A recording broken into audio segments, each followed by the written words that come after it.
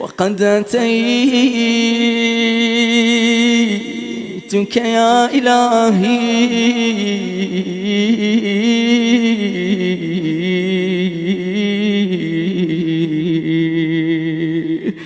بعد تقصيري وإسرافي على نفسي. أتيتك يا رب تاركا أهلي وولدي ومالي وأسرتي،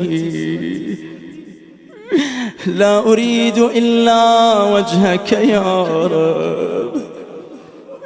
نكسوا رؤوسكم بين يدي الله وقولوا معتذرا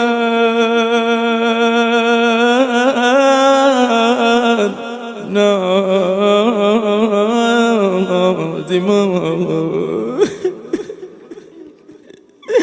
منكسرا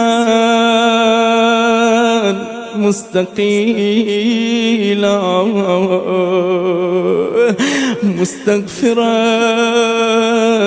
منيبا مقرا مذعنا معترفا، لا أجد مفرا مما كان مني ولا مفزعا أتوجه إليه في أمري غير قبولك عذري وإدخالك إياي في سعة من رحمتك جميعا بقلوب صادقة. اللهم فاقبل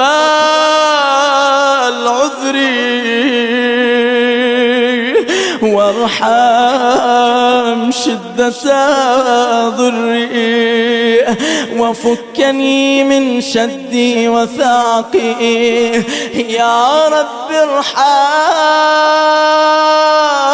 ضعف بدني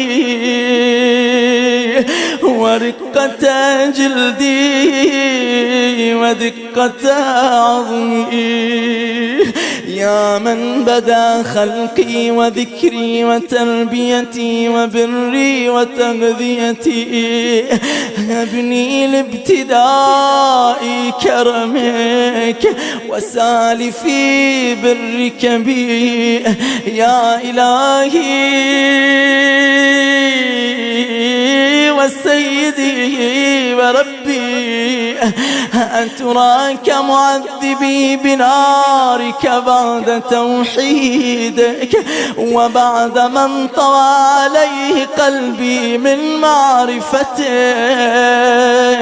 ولهج به لساني من ذكرك واعتقده ضميري من حبك، وبعد صدق اعترافي ودعائي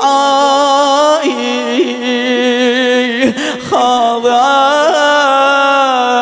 لربوبيتك هيهات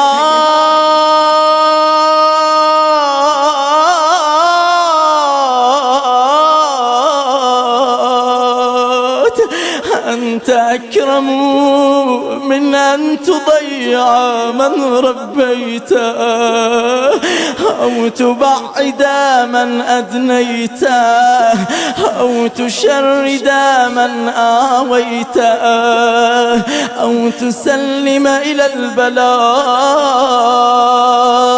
من كفيته ورحمته.